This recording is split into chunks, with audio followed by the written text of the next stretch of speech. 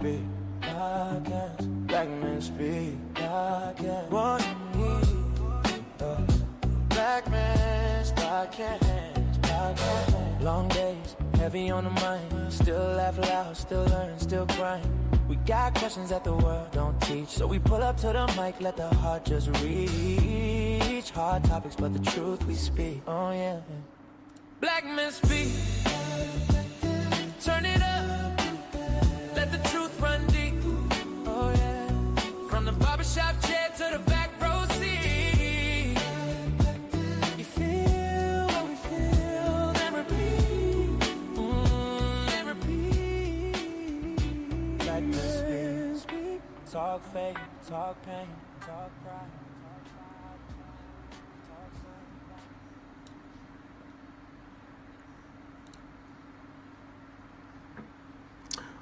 Welcome to the show today. Welcome to Black Men Speak. I'm your host, Keith Dent.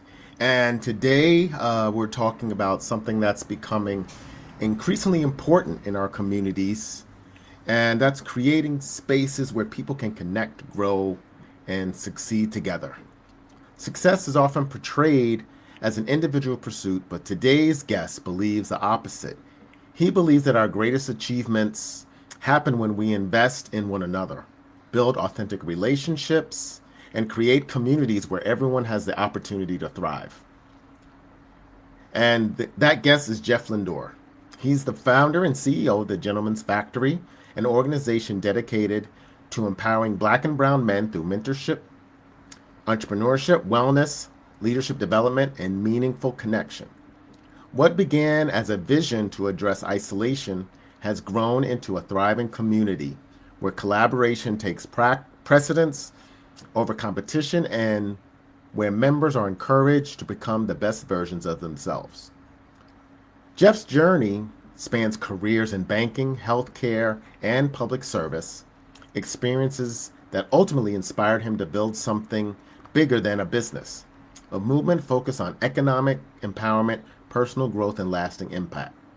Today, we'll explore Jeff's entrepreneurial journey, the inspiration behind the Gentleman's Factory, what it means to lead with purpose, and why building community may be one of the most important investments any of us can make. So whether you're an entrepreneur, a leader, or simply someone looking for inspiration to make a greater impact, you're in for an insightful conversation. So I'd love to bring Jeff in. Jeff, welcome to the show. Thank you for having me, Keith. Yes, great that you're here on this wonderful Sunday. Love that jacket, by the way. Thank you, man. Yeah, it's very stylish, very stylish. Thank you. So, the Gentleman's Factory, you kind of created it to combat isolation of many Black and brown men experience. Yeah.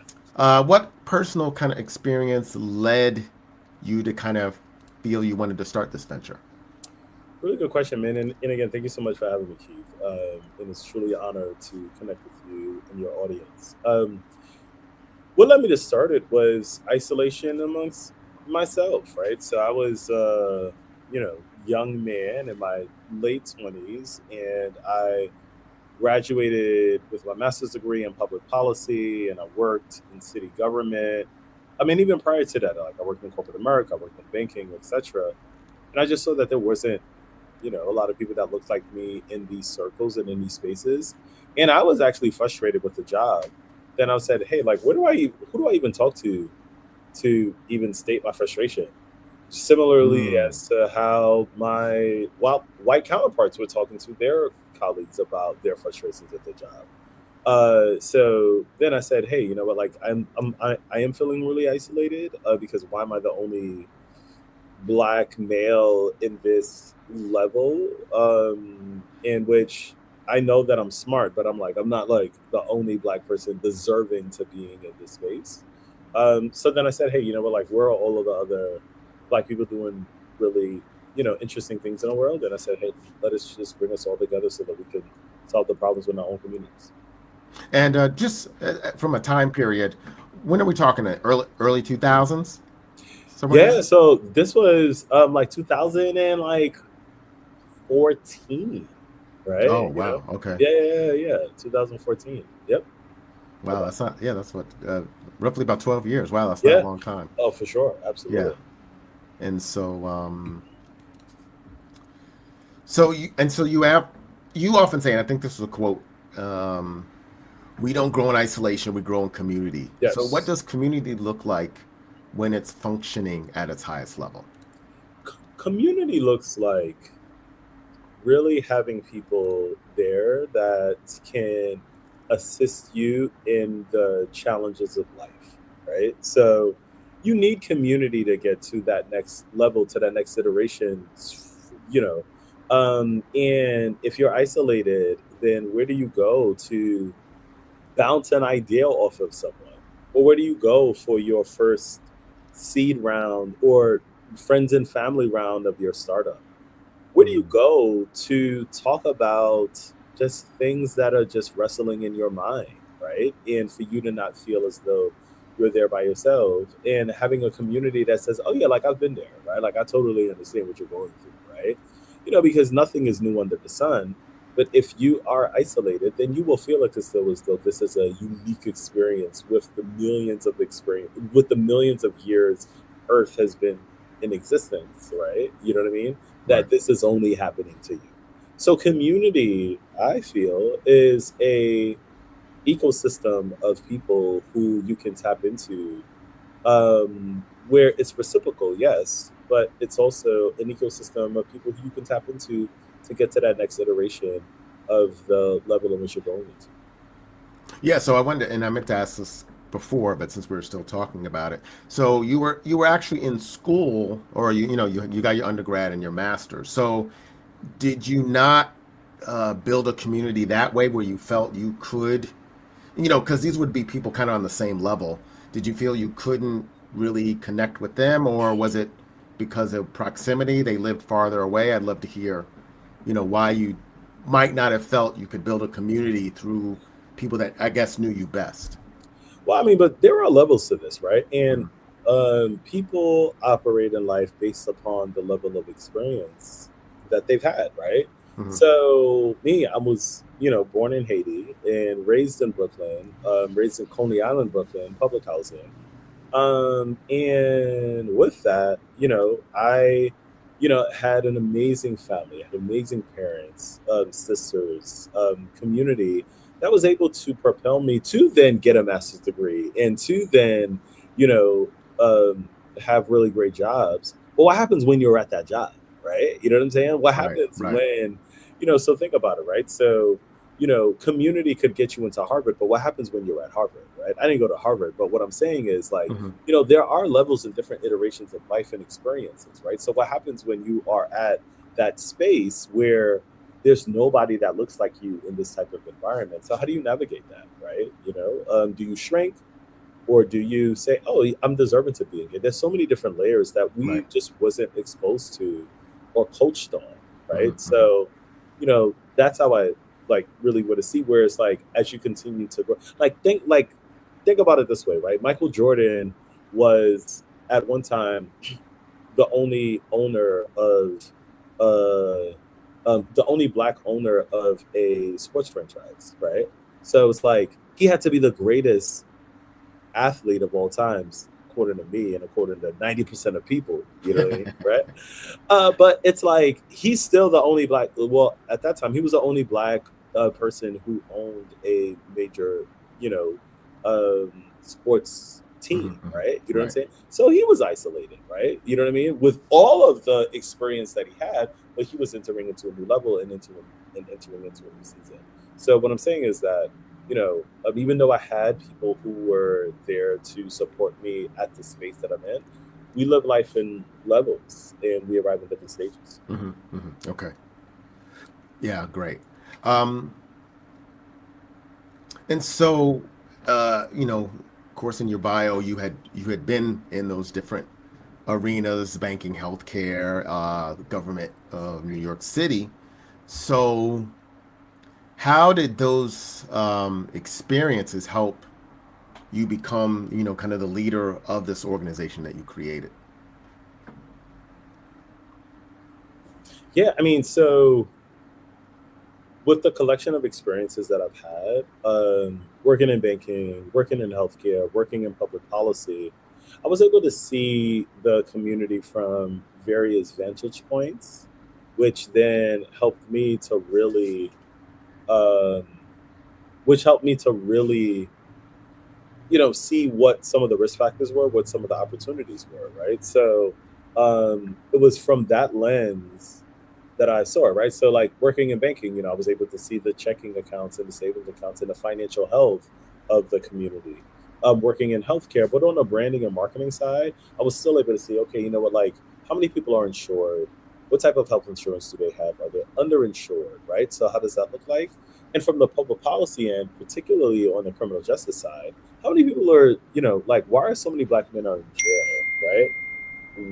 Why are so many black men incarcerated, right? You know what I mean? Hmm. Hmm. If like our detainee population at Rikers Island at that time was about like 90% black and brown, it's either two things, right? Black and brown men are either barbaric humans that needs to be casted away from society, and or these communities are really targeted, and there is a public policy discussion that needs to be occurred. Because if we look at some of the infractions that they did, it's like, wait, you're telling me that no one else did those things too? You know what I Hmm. mean? So Yeah. like there's a lot of discussion that needs to be had. So then it was from those lenses and those collection of experiences that I've accumulated that made me say, hey, you know what? Like, how do we solve this problem of isolation, of resource deprivation, of just access to opportunities, and how do we shift the narrative from this like community needs to be over surveilled to yeah, they've been over surveilled. That's the why you Hmm. know you're in the condition that they're in. Okay. So that's pretty, I mean, astute, and the ability to, I guess, utilize your experiences to help, I guess, educate or bring forth some of the challenges that the community is having. I thought it's pretty awesome. Yes. And so, the Gentleman's Factory, it's more than a co-working space, not like I guess a WeWork. It's Yep. really kind of an ecosystem Yes. for mentorship, entrepreneurship, but wellness and accountability. So why was it important for you to kind of build that more holistic experience in your, I guess, do you call it kind of a social club, or is it a I guess a community club? What do they what do you normally call it? Yeah, yeah. What's interesting is that we are pivoting into a new iteration, and then I'll talk about that too. But Okay. but it was really a community space, like a third space for us, right? Okay. Because it wasn't spaces that was designed for us, right? So many spaces black men has to fit in, or are the spaces that fits us, right? So I was really intentional with our interior designer. When you walk into a gentleman's factory location, you are seeing faces of black men. You're seeing us all throughout, right? Hmm. Like member faces are all there, right? Like there's a sense of pride to say, oh, like yeah, oh, this is me. I'm here. Think about it, right? Like where do black men see themselves, right? Like where can they go to say, oh, this is me, right? So we were really intentional on one building physical spaces that really spoke to our experiences in this world, right? So that was really like the core behind it of creating an environment where where we did not depict what society thought of us or saw of us, but we defined it ourselves. And we're smart, we're husbands, we are fathers, we are entrepreneurs, we are civil servants, we are doctors, we are engineers, right? We're everyday people Hmm. who are also doing astronomical things. But if we don't control the narrative, then who will? Yes, but you wanted it to, I guess, meet a lot of needs of black men, not just from a where you can do deals, or why did you feel you needed to set it up that way? Yeah, because it didn't exist. Like, so I used to work for a health insurance company, and then Okay. I was their brand and strategy person. right? So my goal, so my task was to sponsor and provide capital to organizations that were doing astronomical things, but then how do we put the brand of the company that I worked for behind it, right? So then, and we had like $1 million plus budget. So as I was looking at, and my portfolio was New York City. Right. So if I have millions of dollars of capital to deploy, and I was also tasked with finding, how do we get more Black and brown boys and men insured in health insurance? Okay. So then I said, okay, sure. Like, so then I said, wait, where are the Black spaces? Right? Like, where do Black men go? Right. Right. Besides the basketball game or the basketball court or whatever. All of that. Like, where do we go? And also, where can I justify putting in like, $25,000, $50,000, $100,000, $250,000 and not get fired, right? You know what I'm saying? Like, where's the ROI? Okay. So then I saw that those spaces didn't necessarily exist, particularly in New York City. And then if something doesn't exist in New York City, you know how New Yorkers think, right? But if it doesn't exist in New York City, it don't exist anywhere on earth, right? You know what I'm saying? Like that was like, how the thinking was. So again, like if I had millions of dollars of capital to deploy and then I couldn't find spaces to invest in, at the level to meet what the corporate requirement was. And then I said, oh, you know what, like there's a huge gap in the market, so let me build it. And then that's what I did. And did that shock you when you were out in the marketplace looking for it? It did, only because it said, wow, like no one really cares about us, right? Nobody cares about, and air quotes when I say nobody, but like there's not a concerted effort of empowering and enhancing this population of people, right? Because it doesn't serve the benefit of society in a sense of society benefits from the dismantlement of Black men, right? Because when you look at the, when you look at the prison population in upstate New York, that's a whole economy, right? You know what I'm saying? Right. So when you go to Plattsburgh, New York, or different parts of the state, the whole economy is the prison system. And like, that's a pipeline for Black men to go, you know what I mean? So like, there's so many different ways of people monetizing off of our bodies. And this is not me being a radical or anything like that. It's factual, right? You know what I'm saying? Like, this is factual, right? So I'm not trying to, this isn't a clickbait. No, this is facts, right? So then it was a little bit disappointing, but then I said, oh, you know what? Like, if it doesn't serve the benefits or it doesn't have financial returns on ensuring that this population is succeeding, then hey, I'm a part of this population, so let me now go against the grain and let me, create systems that would, make sure that we get to that next level. Right. Great. Thank you.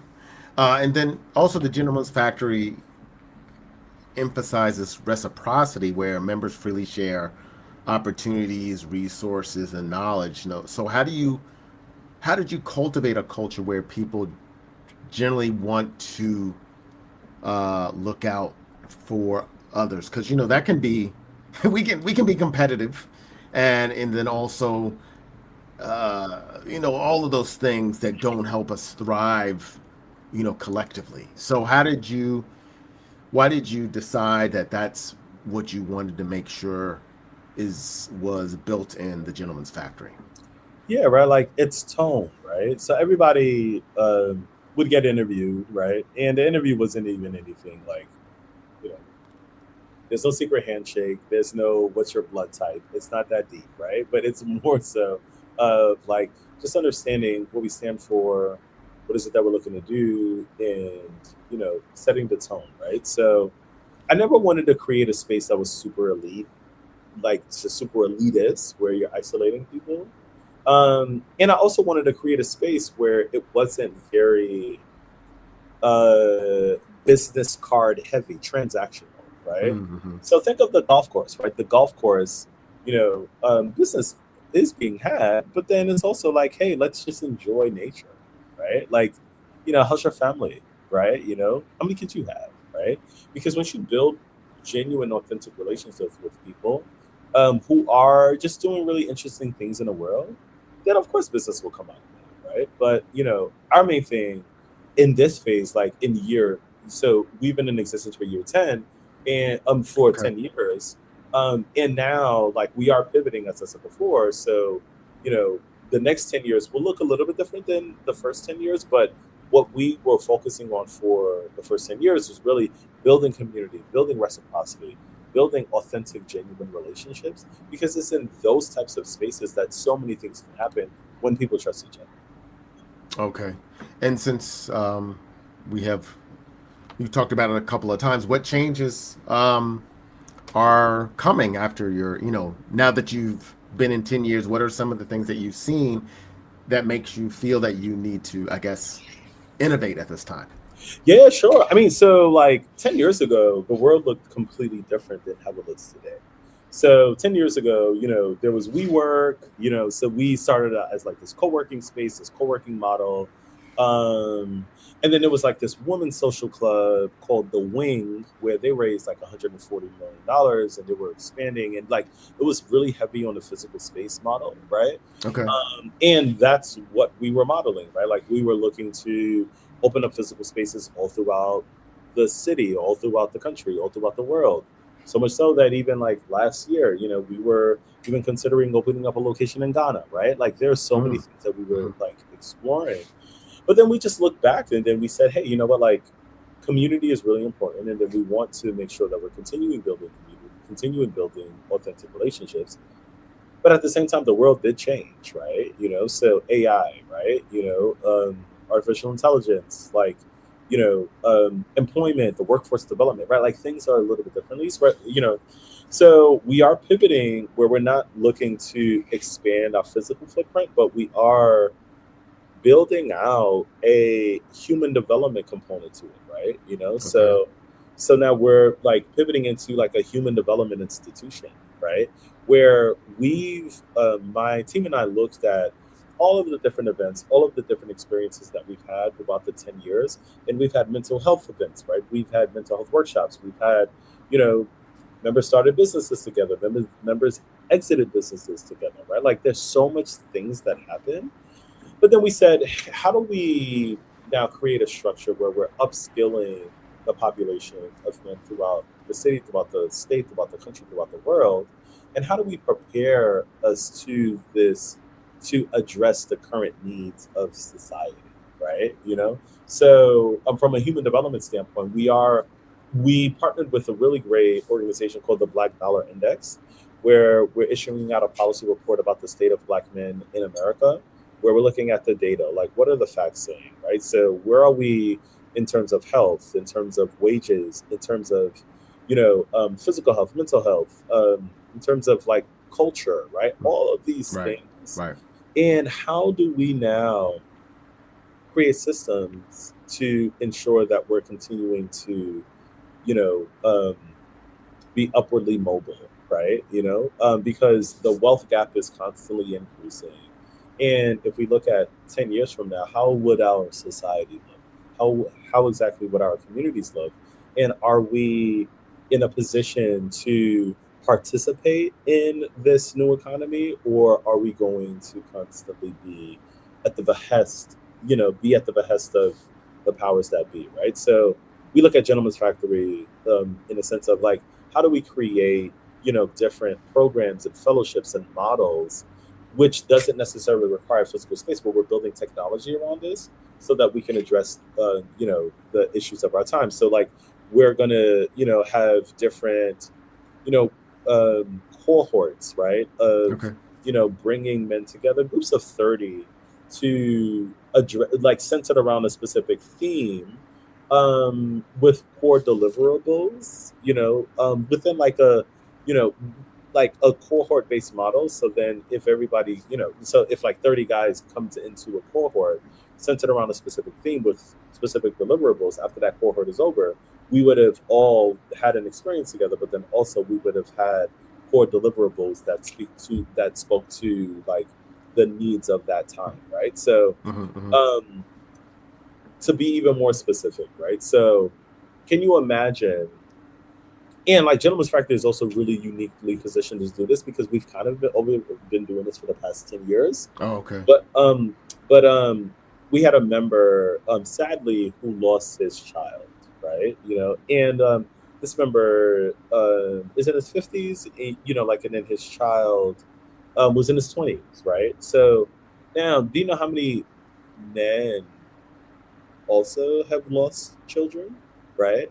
So can you imagine now a supportive group of men throughout the country that now, with paired with an expert and paired with an industry leader, that are helping them to navigate the challenges of grief, right? You know what I'm saying? Mm-hmm. In a Right. cohort, right? You know what I mean? While simultaneously, you're having another cohort where, it's men who are pivoting and transitioning into a different career, right? You know what I'm saying? And or another cohort where men who are looking to raise venture capital for their businesses, right? So it's really, being even more intentional about our programming with core deliverables to meet with this policy report that we're, putting out, just debunking some of the stats and the statistics that really speaks to some of the challenges that we're having as a community as a whole. Okay. So from what I'm hearing is that based on some of your research, I guess, because I'm sure you have some data already Yeah. Mhm. associated with the report you're going to create. So you're going to build cohorts around specific topics and then find those men that meet that in order to, I guess, uplift them in those particular areas. Absolutely. Absolutely. Okay. I like that. I like that. But then that also means kind of a shift in the original, I guess, plan. How was that received amongst your members who, your, I guess, original OGs, if you want to call it, who had a certain understanding of what your organization was? Well, so what's interesting is that they understand, right? Because their needs also change, right? So we had, so now, for example, we have one member, who he joined when he was like 29 and now he's 39, right? Okay. So now he's saying, oh, like him at 39, he is looking to get married, right? He is looking to start a family.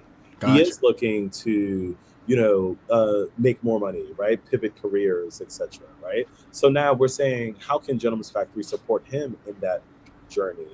In addition to having physical spaces, right? Because what we saw with our physical spaces, in order for us to scale, we had to lean a little bit more into the hospitality side of the brand, right? Oh, I see.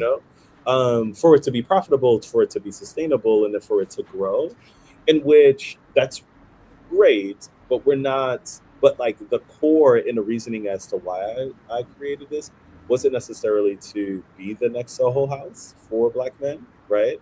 It was more so to be a human development institution, right? Because I, was helping. That's really kind of the crux of the reason why you created in the first place, because you didn't feel developed as a human.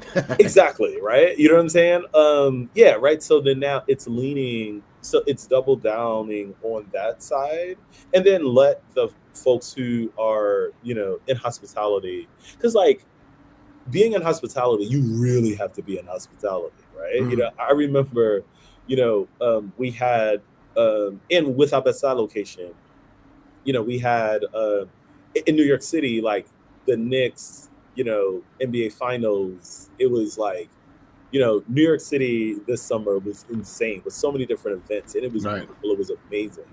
And I remember one of the days, like I think it was like in Game 3, and it was packed. And then our Wi-Fi was acting up, right? And I was oh, I want to. Oh wow! Why is my Wi-Fi acting up? Now, where there's like tons of folks, and we have former like commissioners and former, like Wall Street executives there and all of that stuff. And it was like, our Wi-Fi is acting up. Well, good thing it wasn't Game 4. Oh my God. Oh, seriously. Right? But like our Wi-Fi is acting up. And I'm like, what are we going to do? Right? So then I said, hey, you know what?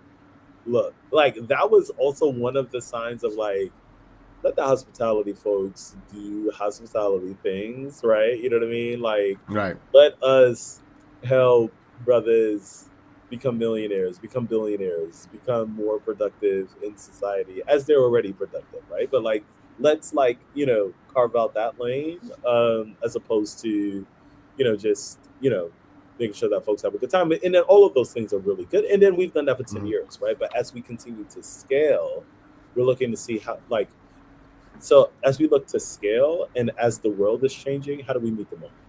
Well, I think the beauty of that, and it's a perfect time, is because there's a lot of collaborative organizations that you can tap into, and I don't, I'm sure this is not the case, but one of the challenges is always find a collective group of men that you can support. So, um, like, especially around mental health, it's like, okay, I have this platform, but then the man, the men or the individual male has to find me, and it makes it challenging by having, so by you having a group of men that you can reach out and collaborate with these said organizations that will really help, not just help you or help them grow as humans, but help them grow as well in their platform. So that's, I like that. Absolutely. Um, so this is a kind of interesting question, and since we're talking about men and upskilling men, what qualities define a modern gentleman, in your eyes? Really good question. So, one, it is, what is their relationship with themselves, right? Do you love yourself? Do you understand yourself? Are you, what does your self esteem look like, right? In Mm, which, that could be very general, but specifically, right? Like, if you do not define who you are, you will allow other people to define you. And when they define you, they'll use their own definition. So, how do you define you, right? And then, based upon your lens, that's how other people experience you, right? So, I think that that is a gentleman quality. That's one. But also, what is your relationship with the opposite sex, right? How do you like treat women? mm. How do you Yeah, view women, right? right. All of those things, right? Like that, I think is um, one of the core, anchors of gentlemanness, right? Yeah, like if that's the thing. But it's also like, do you have a vision, right? How do you view the world, right? Do you have a growth mindset or do you have a fixed mindset, right? You know what I mean? What problem do you want to solve?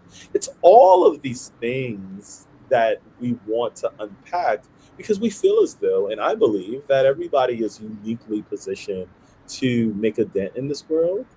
But how large is your dent? And do you even believe that you could make a dent, right? So, for which I think that those are all like aspects of, being a gentleman.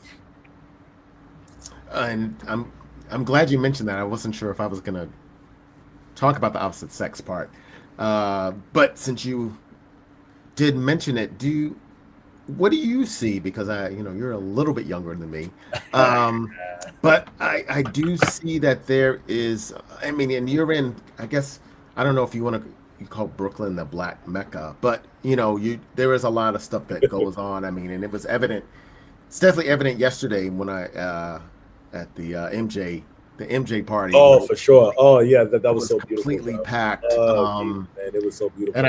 I wanted to go so bad, but It I was just got back beautiful, from man. vacation. Were you Oh, there? yeah, man, it was so beautiful, man. 25,000 people Yeah, expected. yeah. Yeah, Oh, it was so wow. beautiful. Yeah. So beautiful, man. So with that said, what is that state, or what are you seeing, and why do you feel that there is such a disconnect? And what are the some of the things that you have tried to employ in your, I guess, the gentlemen that are in uh in the gentleman's factory to do better? Oh, yeah, for sure. So disconnect between men and women. Yeah, yeah. Well, I mean, so like you also have to understand, right? So the millennial generation, I would say, is really the first generation that has women, particularly black women, making more money than men. right? And or more educated than us, right? Mhm. But then this population was also socialized to protect, provide. But how are you going to protect and provide for someone who actually out earns you, right? So we are, I think, this generation is really like the Mm. test dummies of Mhm. like, you know, really figuring out how relationships work in terms of the socialization of how we've been conditioned, right? So it is interesting, and then you see it out like in like the zeitgeist, right? Like you see it in social media, you see the gender wars and all of that stuff, right? But I do think though that it is because of how we were raised, and we were raised to a world that doesn't exist, right? So now we're figuring out how to adjust to the realities of this world, right? So, with all of that said, yeah, like I think it's respect, right? Like, yeah, like I think it's honor, like Mhm. but also too, it's like if we were raised to protect and provide, but then you know, oftentimes black men, not all, but oftentimes black men, our validation and our value is based upon how much money we have, right? Like Mhm. that's our Right. identity, that's our core because we're providers. But if we're dating someone who actually out earns us, right, then what else can we bring to the table, right? That's how some men feel. Right. Right. So it is a very Mhm. interesting time, that Right. we're like adjusting to and that we're learning. Um, but I also think that we have to support our systems, right? Absolutely. Right. Because they're brilliant, like but they've always been brilliant, right? Like Right. sisters just didn't start Of being course not. brilliant, Of right? course not. No, like they've always been brilliant. They just didn't have the opportunity to really showcase their talents because society has been trying to suppress them. So we as men, as gentlemen, we have to make sure that we're constantly, being an ally to them, supporting them in every single way without like diminishing who we are, right? So we are really kind of like in an interesting space in the world. And then like I think that we have to get it right so that other generations could help take it to the next level. Right. But isn't that the beauty of, I guess, what you have created is that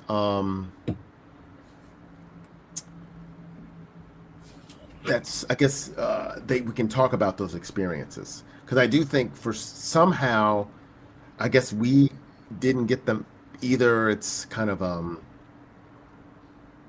somehow socially not acceptable or we're being completely pushed down.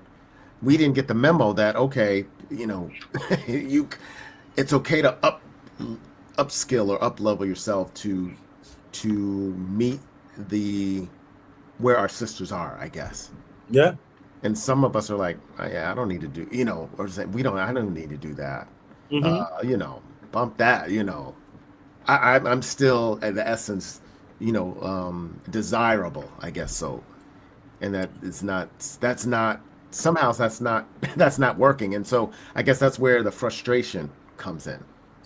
Oh no. Oh yeah. No, yeah, for sure. Right. So, you know, but like there are two types of people, right? Like there's folks who have a growth mindset and there are folks who have a fixed mindset, right? Hmm. If I didn't have a growth mindset, then I wouldn't have been pivoting Gentleman's Factory into being a human development institution. Right.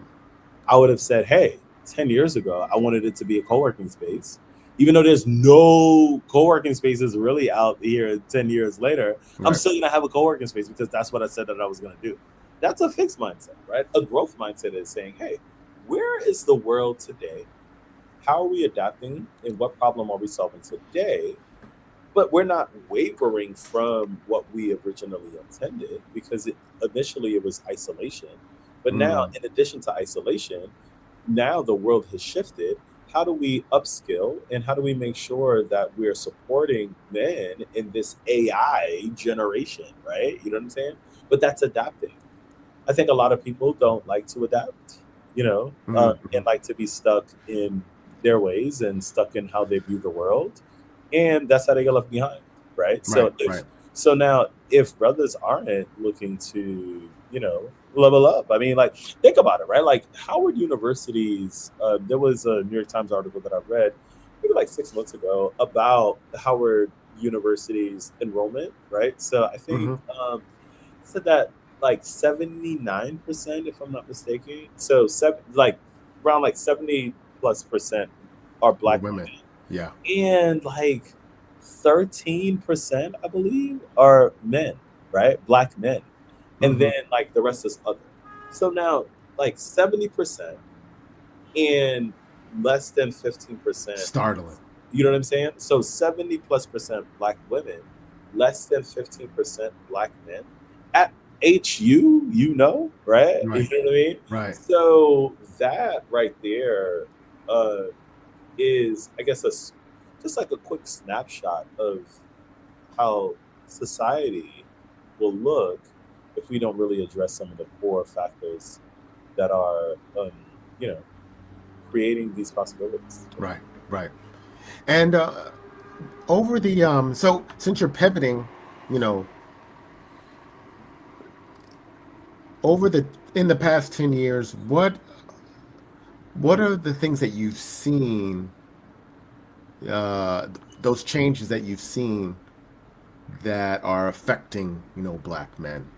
And, what are those things that we should start doing? If we couldn't join a gentleman's factory, and I lived out, well, in New Jersey somewhere, and just can't get over the bridge, Yeah. and you don't have one here yet, what are some things individuals could do to start to kind of um, develop as humans? Yeah. Oh, for sure. You need community. You need community. You absolutely need community. Okay. You don't grow in isolation. You grow. You need community, and so like I think that there's so many people that likes to be in silos or work by themselves, right? And but like the way that I work, right? In order for me to have like pivoted Gentleman's Factory, I've probably had 100 conversations with people, right? You know what I mean? Like asking them, hey, what do you think? What do you think? Right? Like just like, you know what I mean? Just Mm. collecting data and just speaking to people, right? Just so that I could get a better understanding of how they view the world, right? You need community, right? And if you think that you can do everything by yourself, you cannot, right? So I think And when for you say community, you mean face-to-face community? face to face, and it could be as simple as group chats, right? You know what I'm saying? Okay. Like, Okay. you know what I mean? Join a group chat community, right? Like, you know what I mean? Like, and don't only talk about sports. Don't only talk about, is Odell Beckham gonna get cut by the Giants, And he's right? not, by the way. I just And saw he's that. not, by the way. Yeah, Yes. yeah, yeah. I just saw that. I just saw that. Yeah, okay, okay. Yes. Awesome. Right? You know what I mean? I can Right. break out my Odell Beckham jersey now. Yeah, yeah. Word, me too, me too, me too, me too, me too. Because with that guy. Yes. But you know what I'm saying? I mean, so like you need like community like that, because I have so many group chats where I'm talking about sports, but I have a group chat where I talk about politics. I mean, obviously, Gentleman's Factory has like a Slack channel where members are constantly Mhm. engaging. Mhm. But you need that, right? Because the way that when it comes to employment, right? If you think that you're just gonna like put your resume and just like blind send it without any kind of endorsement, then you might run into some like hurdles, right? But you need someone to say, "Oh, I know this person. Let me forward your resume," right? So it's community, Mhm. right? That's Mhm. Mhm. trust, right? That's an ecosystem, and so many different ethnic groups have these ecosystems, and we don't have it at the level as others, right? So that's what I mean Mm. by you need community, you need people, um, and you need to be surrounded by individuals who can, take you to that next iteration. Okay. Yeah, I like that. I like that. Now, do you have how many locations do you have actually? Right now, two, Okay. downtown Brooklyn and Bed-Stuy. Okay. Um, Now I know uh, I do know Brooklyn, but I would love to know. I mean, for people that aren't from Brooklyn, how many miles away are those two locations? About like 3 miles, but Okay. in New York City, Yeah, 3 miles. that's like 30 minutes. No, that is 30 It's like 30 minutes. minutes. Yeah. It's That's insane. 30 minutes. That's So 30 minutes. Yeah. is there a difference between the two as far as the type of men that are there, different culture? What is your Oh no, for like different like functions, right? So okay.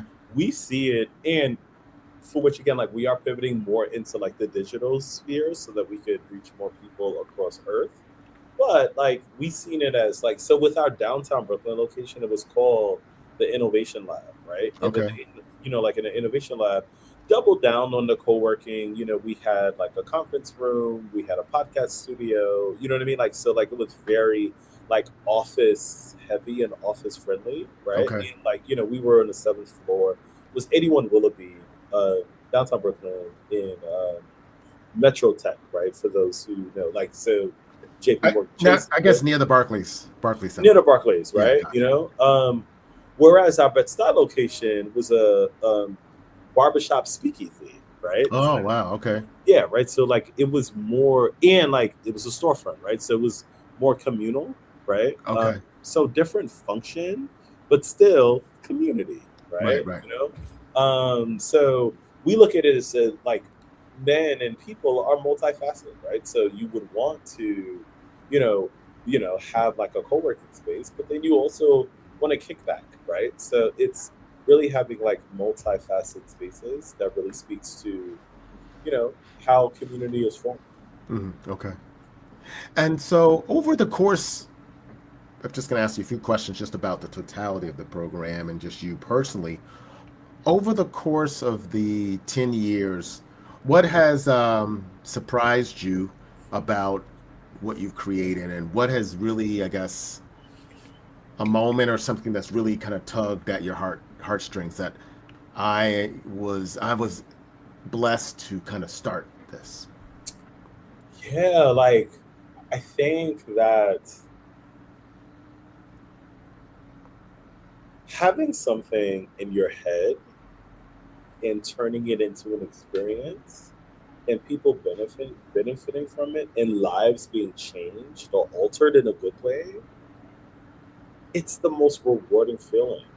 And how that looks like for me is that I remember like 5 years, like 4 years, like 4 or 5 years ago, I went to Puerto Rico for a wedding, and it was a member who was getting married, and his best man was a fellow member at Gentleman's Factory, and they met each other at Gentleman's Factory, right? You know what I mean? Oh, okay. Yeah, that's like lifelong relationships, right? Wow. I actually just got back from there, so Oh, nice, nice, nice, nice, yeah. nice, nice, nice. I'm jealous. I wish I was there right now, right? Yeah, I hear you.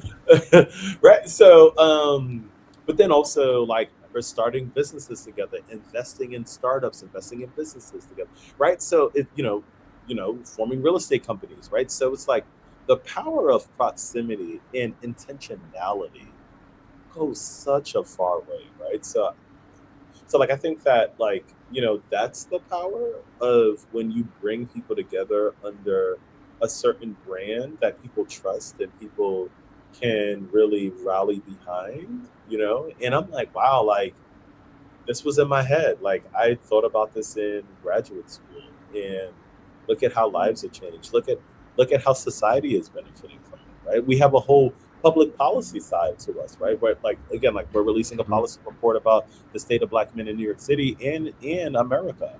That's through Gentleman's Factory, right? So it's all of those things where as an entrepreneur and as an innovator and as a visionary, it's the most fulfilling thing in the world to know that something that was here actually turned into an experience, and society is benefiting I get it. And I think one of the things I noticed, I think on the website, you also pour into the young people or the young men. from it. Absolutely. Yeah, explain that and how has that worked, or how has that helped Yeah, in the community? yeah, for sure. I mean, so we partner with New York City Department of Education. So we're a vendor for the DOE, the New York City Department of Education. Oh, wow. Okay. And we are a certified MWBE, so that's a minority-owned Yep. business in the city. So we contract with government Okay. to provide like workforce development training. We're in dozens of schools throughout the city where we're upskilling young people, right, and preparing them for this forever changing environment. Our thing is like, how do we help young people to navigate, participate, and succeed in today's world? And today's world is forever changing. So we have to constantly put our eyes and ears to the ground so that we understand where society is moving and how we can now be a channel to usher into the next generation so that they are now more advanced than we were when they were their age. And my background is in public policy. Okay. So I know how to get the contracts. I've met with, just last week, I met with the New York City mayor, Zoran's deputy mayors, and we are reimagining community safety, right? Like, how do we reimagine, how do we reimagine community safety, right? Because if like crime has been going down for the past 10 plus years, but chronic poverty continues to increase, that's an act of violence in itself, right? So like it's all of those things that we look at, right? Okay. Holistically, and that's why we're a factory, right? Because we can tackle mental health challenges, but we can also tackle like public policy, deep public policy rooted issues, right? So, we look at it as a comprehensive approach as to how we impact and enhance our communities. Okay, great. So before I get to my last question, so how can people who may be, or men who are maybe interested in joining the Gentleman's Factory, how can they find you, or come, I guess, visit, take a tour? That'd be Yeah. Well, I mean, so we are going to be launching our cohort model in Q4 of this year. So okay. in October, which it would also be virtual, like we have technology back behind Oh, it. I see. So you don't necessarily have to be. You can join from anywhere. I guess that's what you're saying. Anywhere Oh, that's pretty on good. Yeah, I Earth, get it. I got it. right? You know what I mean? So like we're building out that system now. We also have our annual, for those who are in New York City, we have our annual like change agent mixer. That's going to be in October 29th. Okay. On 42nd Street in Midtown. But more so, I think like on 42nd than like 10th, right? And I think your mixers are open to everyone, right? So Everybody. yeah. Like so everybody, right? So like Gotcha. it's almost everybody. You know what I'm saying? Members, non-members, men, women. Okay. So race, color, creed. So we want everybody to come out. Yeah, right. I mean, so like because like we're not like exclusive, right? We're just intentional. You know what I mean? Like, yeah. I get it. Yeah. So So you're saying women could join if they felt so inclined? Absolutely. Yeah. Of course. Absolutely. Okay. Cool. Yeah. That's awesome. Well, but thank you for this. This was truly great. I was really glad I was able to find you and your platform, because these are some of the things that are the reason why I do the podcast in the first place, because it's an ordinary Black brother doing extraordinary things, and by trying to uplift Black men, and from not just to do better deals or to make millions. It's from a human side. So I think it's fantastic. So the last question I want to leave with you, because it's usually a surprise. Okay. You're doing so many things, not just to uplift brothers, but also the community, your family. We don't always necessarily think of ourselves. So my question to you is, how are you feeling right now as a Black man? I feel really good question, and thank you for that, man. Like, and that's a very loaded question, quite frankly. But I feel really good. I feel really good because I am living a very intentional life, right? Like a life that I designed. You know what I mean? that I wake up every single day, with knowing that this is what I want to do and this is not what I have to do, right? So having the choice to do this is the most fulfilling, thing in the world, because that now gives me the opportunity to build, right? Because it's like I'm choosing to do this and not because I have to, because I want to, right? So I feel good just knowing that every day I wake up and I'm doing what God has called me to do, right? Now how many dreams are in the cemetery because folks didn't act on it, right? Or folks didn't Wow, that's kind of deep. necessarily, yeah, right. Folks didn't really just like believe in themselves or actualize it, right? So many people have ideas, but they just don't execute. So I feel really good with the fact that I'm able to execute, right? And like I have my health, I have two teenage kids who are 15 and 13, and Oh, wow. Okay. for which they're actually like in Costa Rica right now on vacation, right? You know Nice. what I mean? Nice. But you're You know, not there. I know, right? I feel some type of way about that, right? But then able to experience the world, you know what I mean? Like it's beautiful. So I feel really good, God has blessed me, and yeah, I feel good, man. Well, hopefully Dreams Creation will be one of those cohorts. Yes, yes, yes, That'd be fantastic. yes, yes, yes, yes. Absolutely, Yeah. absolutely. So, Jeff, thank you for being on today, and I really appreciate you being on the Black Men Speak podcast. Keith, man, thank you so much for having me, man. I really appreciate it, man. Thank you. Well, the Gentleman's Factory. It's not. It's in the factory because it's like you're building men to be truly their best selves, and I really love that. And follow Jeff Lindor. Go on the website, search for the Gentleman's Factory, and if you feel you need some human development, by all means, they have some cohorts going up. Follow them, and thank you for being here on the Black Men Speak podcast. And I look forward to seeing you. Summer has come to an end. it's amazing, but